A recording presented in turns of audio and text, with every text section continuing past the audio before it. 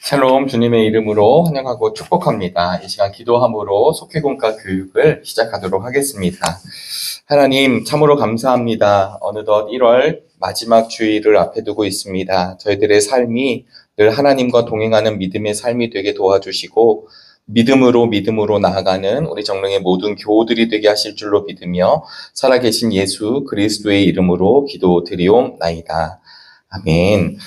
네, 오늘은 저희가 이제 1월 마지막 주일로부터 우리 이제 2월 1일이 첫 주일이 되는데요. 우리 다음 주에 있을 속회공과 5과의 말씀을 함께 나누기를 원합니다. 지금 계속해서 아브라함의 이야기가 등장을 하면서 오늘 22장에 대한 내용입니다. 22장은 저희들이 잘 아시는 아브라함의 아들이 누굴까요? 너무나도 사랑스러운 아들이죠. 이 이삭을 바치는 장면이 22장에 등장하고 있습니다. 그래서 우리 속회공과의 제목도 하나님의 뜻이라면 이렇게 이제 돼 있어요. 사실 우리 믿음의 길을 걷다 보면 그 숙명이 있는데요. 그게 무엇이냐면 하나님의 뜻 가운데 걸어가야 되는 믿음의 사람들. 그래서 오늘 성경을 잘 읽어보시면 하나님은 아브라함을 시험해 보신다고 이야기합니다.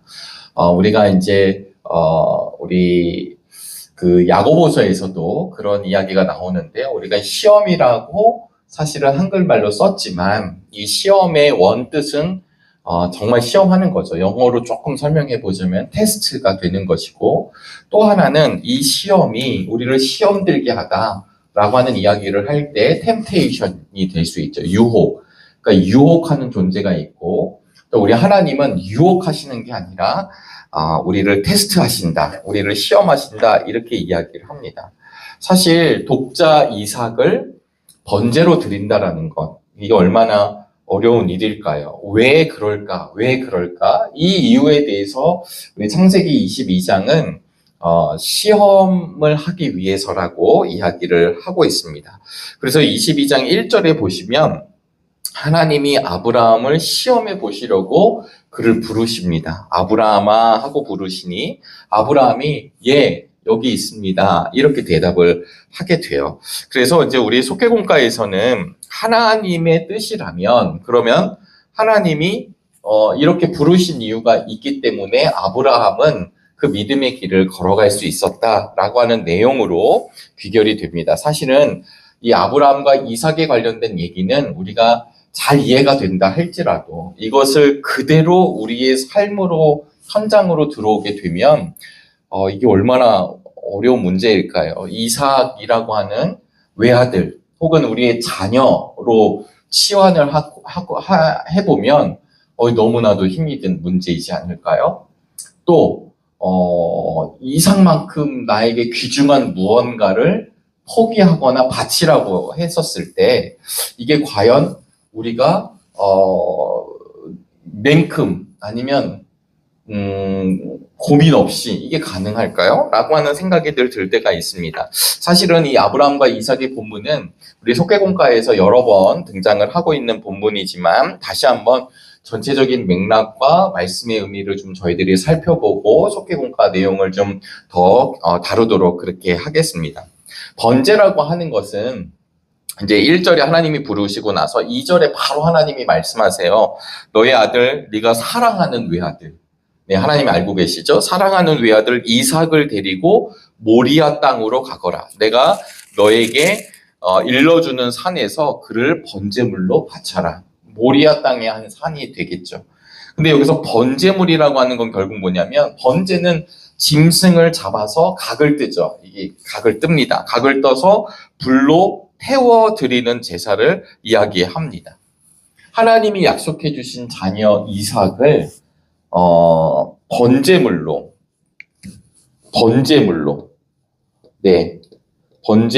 바치라라고 하는 내용이죠. 그래서 그 내용이 어디냐면 모리아 산이라고 쓰겠습니다. 그럼 모리아 산인데요. 지금 이 아브라함이 이제 우리가 결과를 다 알고 있는데요. 아브라함이 이삭을 이삭을 바치게 될 때 사실은 이 믿음 좋은 아브라함에 대해서 우리는 생각해 볼 수밖에 없거든요. 근데 사실은 이 성경이 22장까지 오는 이 과정 속에서 창세기 12장부터 22장까지 오는 과정 속에서 장수로는 뭐 10장, 11장 뭐 이렇게 넘어갈 수 있겠지만 사실은 그의 인생을 놓고 보면 75세의 부름을 받잖아요. 75세의 부름을 받아서 100세에 이제 아들을 낳을 것이다. 그리고 나서 이게 이제 정확하진 않지만 이 이삭의 나이를 지금 이 모리아산에 가고 있는 이때 티네이저, 그러니까 10대로 보고 있는데 15세로만 보더라도요. 대략 시간이 어떻게 될까요? 한 40년의 시간이 흘러 있는 상황이에요. 우리가 알고 있다시피 아브라함은요, 하나님의 약속을 믿지 못해서 여러 가지 실수를 하는 장면을 보았습니다. 첩을 들이기도 했고, 생명에 대한 두려움이 그에게 강력하게 왔기 때문에 아내를 누이라고 속였던 적도 있습니다. 그러니까 지금 75세의 부름을 받은 아브라함의 인생의 시간을 보통 우리는 연단의 시기다 이렇게도 이야기를 하거든요. 그런데 이 아브라함, 믿음의 조상인 아브라함을 통해서 우리에게 알려주시는 것이 무엇일까? 사실 그것은 되어져 가는 것입니다. 믿음의 사람으로 변해져 가는 것이고, 믿음의 사람으로 성장해 가는 것이고, 하나님의 사람으로 성숙해져 가는 일들이 계속해서 보여주면서 가장 정점, 공간적으로도 위죠. 모리아 산 위에. 사실 이 모리아 산은 나중에 예루살렘 성전이 지어지는 곳이기도 합니다. 그러니까 우리가 지금 이것을 보시다 보면 이 전장에서 보시면 지금 아브라함이 어디에 있냐면요. 브엘세바에 있거든요. 브엘세바에서 이 모리아 산까지를 대략 키로수로 하면 100km가 이상이 돼요. 여기는 방금 말씀드린 대로 예루살렘.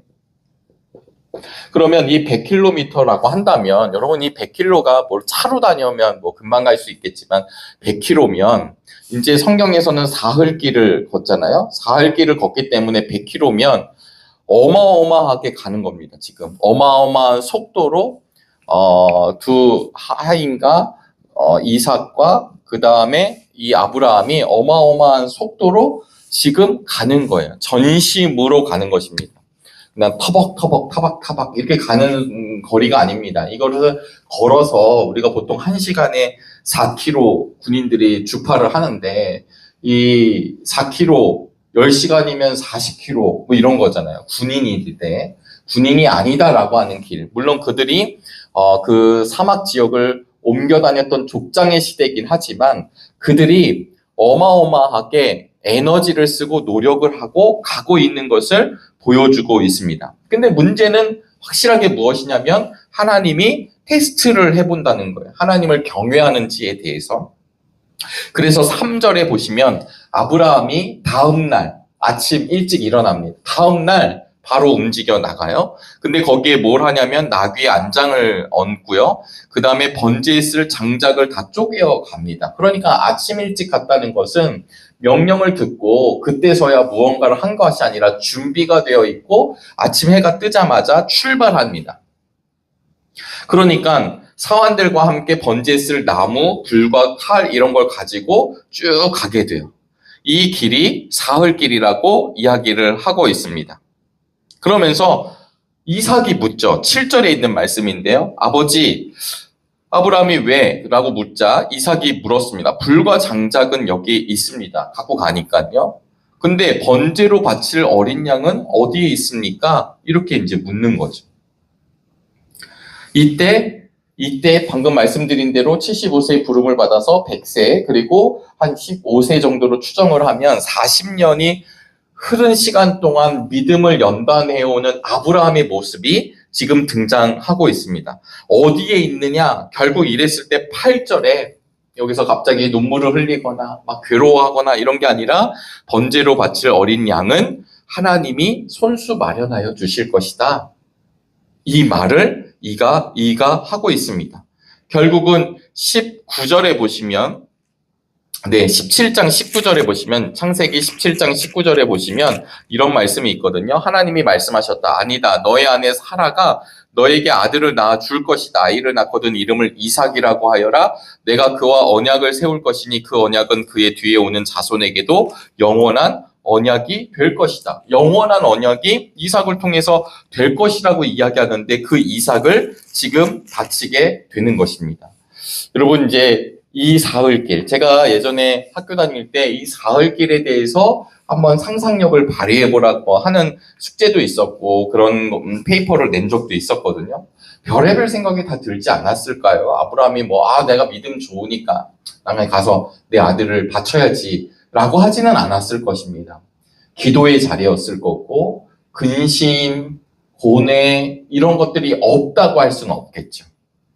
그런데 그 기도의 시간이 끝난 뒤에는 그는 다 자기의 사환을 내려놓고 이삭과 함께 올라가서 우리가 아시는 장면이 이어지게 됩니다. 여러분, 아브라함이 지금 이 40여 년 정도 흐르는 시간 뒤에 이렇게 할 수 있는 것이 얼마나 대단한 믿음일까요? 그런데 성경은 아브라함의 대단함을 사실은 조명하려고 하는 것이 아니라 하나님께서 아브라함을 인도해 가시는 것을 보여주고 있습니다. 아브라함의 대단함, 아브라함이 그 믿음으로 나아가는 지점이 분명히 우리가 볼 수 있어요. 찾아볼 수 있습니다. 그런데 더 중요한 것은 무엇이냐면 하나님이 그 이면에 하나님이 어떤 하나님인지를 끊임없이 보여주고 있는데요. 예를 들면 이집트 바로왕이 하나님의 존재에 대해서 떨잖아요. 우리가 지난주에도 잠깐 나눴습니다. 또 사라가 어떻게 아들을 낳을 수 있겠어요? 절대 낳을 수 없는데 이 아들을 낳게 하신 그 약속과 낳게 하신 하나님을 아브라함은 보고 있습니다. 그렇지 않을까요? 또 무엇을 보고 있을까요? 죽은 자를 살리시는 하나님을 바라볼 수밖에 없습니다. 그러니까 저는 이 말씀을 통해서 무엇을 볼 수 있냐면 결국 믿음의 조상 아브라함이라고 하는 것은 그가 처음에 부름을 받자마자 완벽하고 완전하게 서 있어서 우리는 감히 따라갈 수 없을 지경의 사람으로 보이는 것이 아니라 이 연단의 과정을 통하여서 그 시간마다 하나님께서 그를 세밀하게 다루시고 하나님께서 그에게 보여주신 것을 알려주시는 거죠. 그래서 에베소서 2장 19절의 말씀에 가보시면요. 에베소서 2장 19절 말씀으로 가보시면 이런 말씀이 있습니다.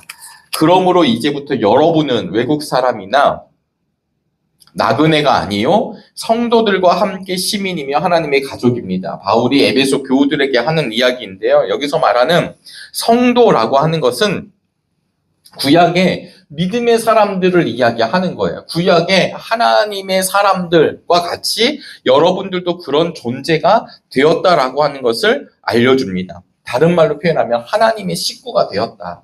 이방인이지만 여러분들은 이방인이 아니라 이제 하나님의 식구가 되었다라고 이야기를 합니다. 히브리서 11장에 가보시면 믿음장이 나오는데요.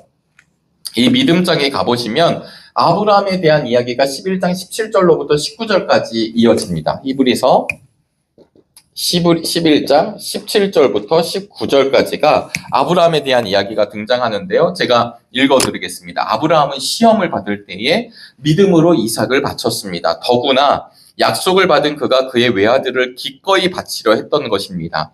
일찍이 하나님께서 아브라함에게 말씀하시기를 이삭에게서 내 자손이라 불릴 자손들이 태어날 것이다 하셨습니다. 하나님께서는 이삭을 죽은 사람들 가운데서도 되살리실 수 있다고 아브라함은 생각했던 것입니다.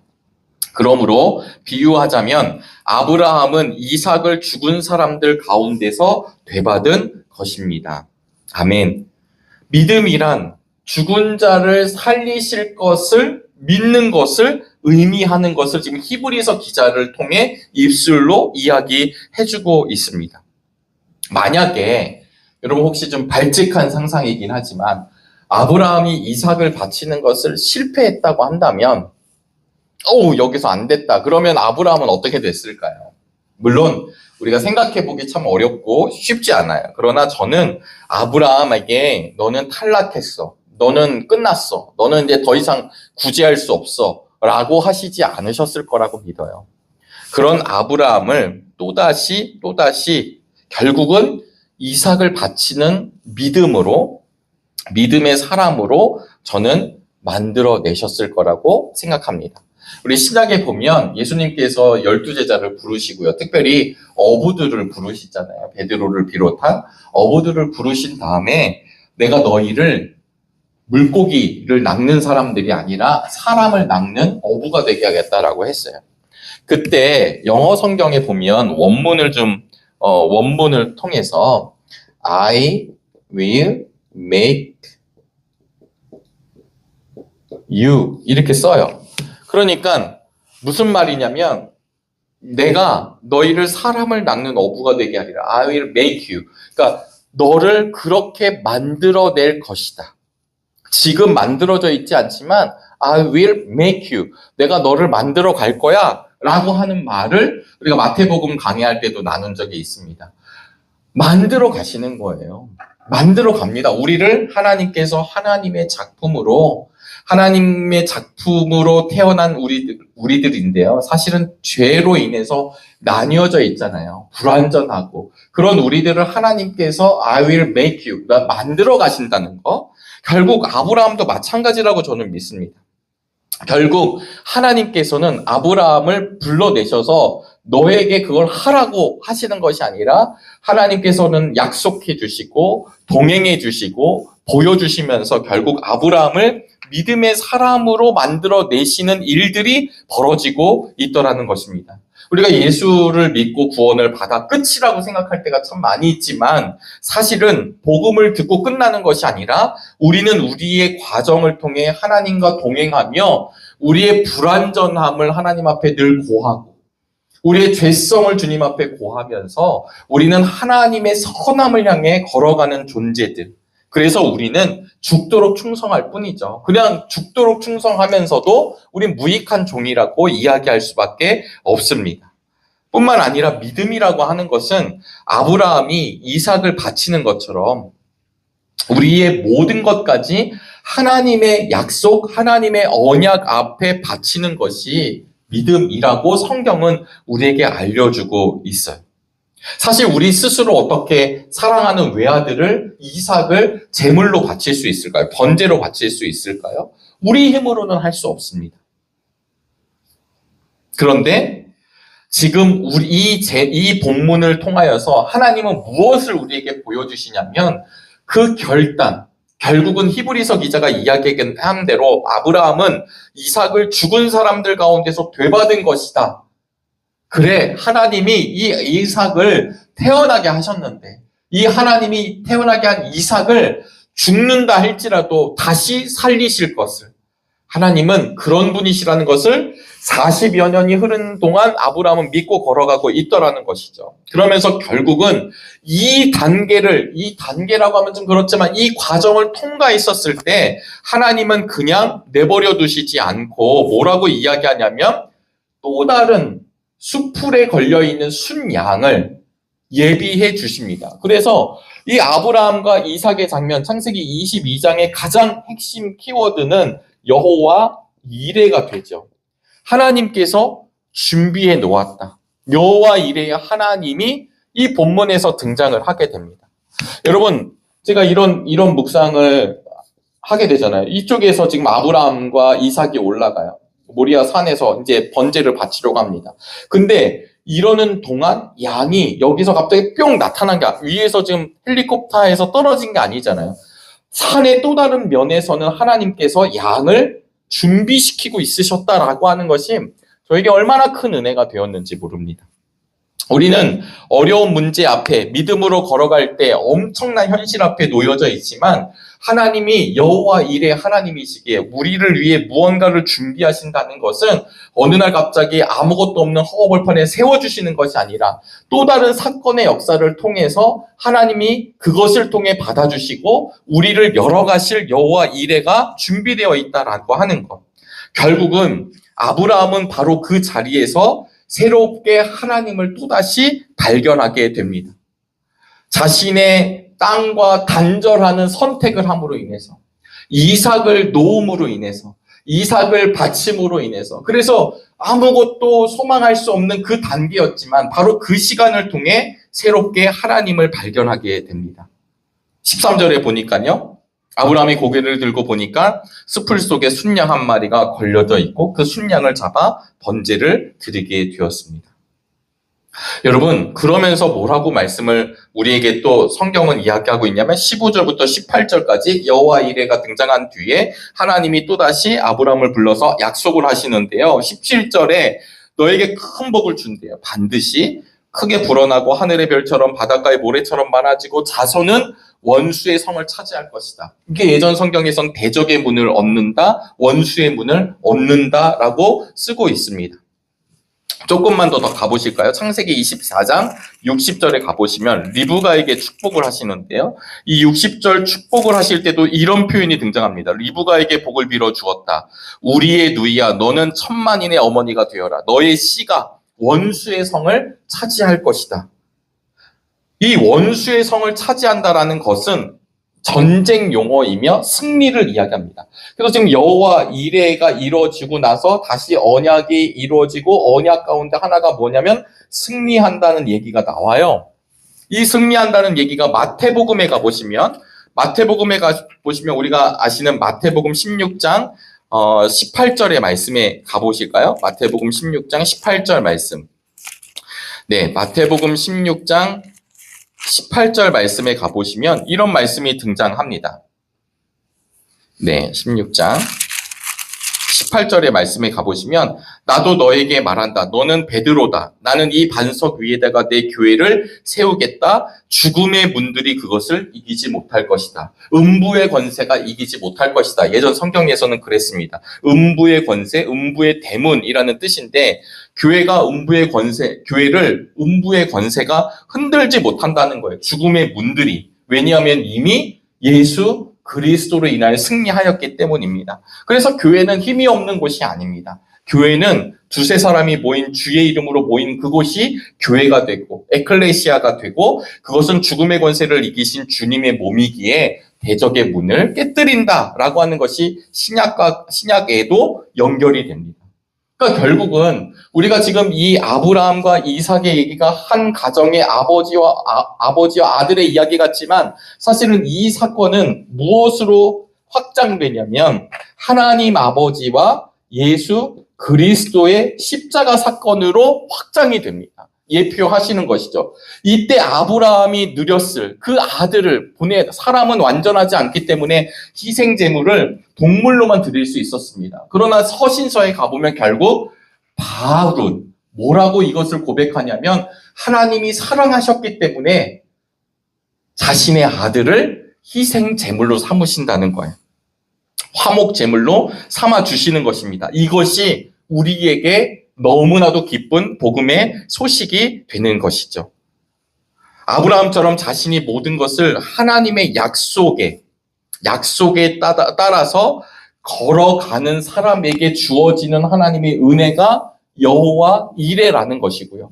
여호와 이레는 세상의 권세가, 음부의 권세가 결코 그 여호와 이레의 복을 누린 성도를 해할 수 없다라는 것을 이 창세기 22장을 통해 우리에게 알려주고 있습니다.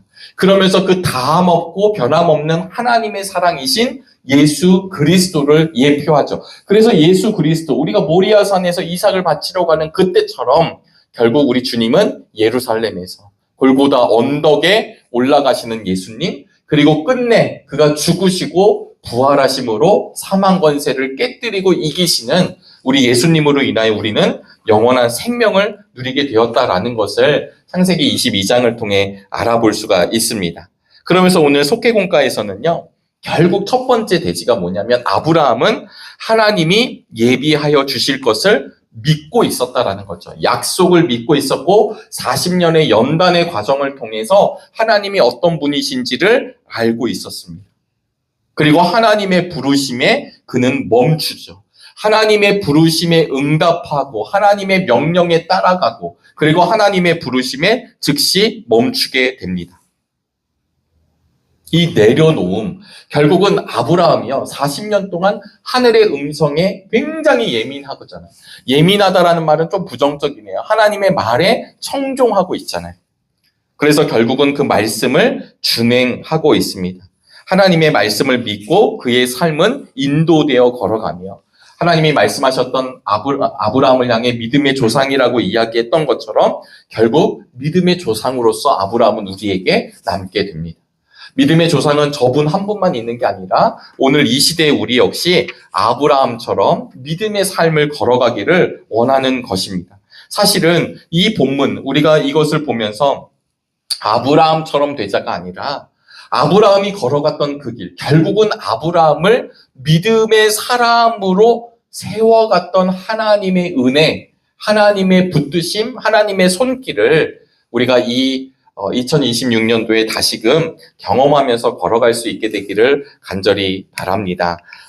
우리 이제 내일은 저희가 이제 속회공과는 토요일날 이제 올라가지만 우리 토요일날 우리 교사대학이 열립니다. 우리 다음 세대를 위해서 준비하고 있는 우리 교사들을 위해서 기도 많이 해주시길 바랍니다. 우리 청소년부 수련회 또 우리 청년부 수련회가 이번 주 주일을 보내고 나면 청년 수련회가 있고요. 또 끝나면 우리 유초등부가 겨울 성경학교를 하고 또 유아 유치부는 또 좀 새봄을 맞아서 또 움직여 나갑니다. 우리의 자녀들이 하나님의 거룩한 동행을 경험하고 하나님과 역사하는 믿음을 소유하고 하나님께 붙들림 받는 신실한 자녀들이 될 수 있도록 기도해 주시고요. 이 아이들만 그런 것이 아니라 이 시대를 살아가고 있는 우리 속회의 모든 성도님들 역시 우리 역시 세워가시는 하나님을 믿고 신뢰하며 걸어가실 수 있게 되기를 주의 이름으로 축복합니다. 기도하겠습니다. 하나님, 오늘도 귀한 시간을 허락해 주시니 감사합니다. 하나님의 뜻 가운데 거니는 우리가 되게 도와주시고 언제나 말씀 앞에 순종하는 우리의 인생이 되도록 복내려 주옵소서. 모든 것 감사하오며 살아계신 예수 그리스도의 이름으로 기도드리옵나이다. 아멘.